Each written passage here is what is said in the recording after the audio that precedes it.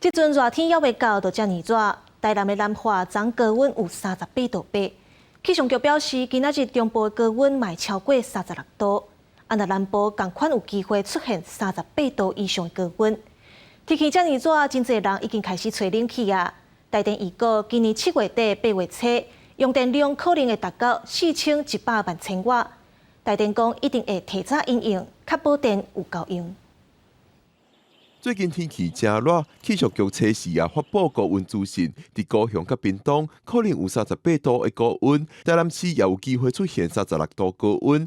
热天也未到，根据台电网站的资料，4月20已经出现过电力备转用量敢若7.41%的状况，互人烦恼热天若真正到位，电够有够用。我们认为大概7月底那个时候，到8月初这段时间会是用电的最高峰，因为那个时候的不管是温度还有热的累积，到那个时候是达到最顶点。我们预估到那个点大概会4100万千瓦左右，大概会跟去年持平。去年7月20日用电量创下新高，超过4074万千瓦。台电表示，经过今年5月份停电事件了后，伫电力调度的方面开始咧做调整，互机组效率维持上好的状况。我们希望每个月的备转容量率都维持差不多一样的高度，也就是说，在下月的时候呢，我会尽量把它的这个机组呢都不要做大修，但是呢，我在非下月的时候呢，平均去做一些大修，让我的备转容量率，不管是在下月或者是非下月，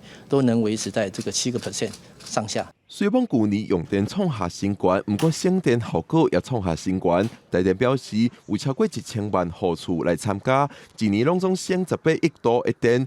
台电也发出10亿左右的省电奖励金。因为今年台电希望省电的目标会当达到20亿度电。记者高柳水台北报道。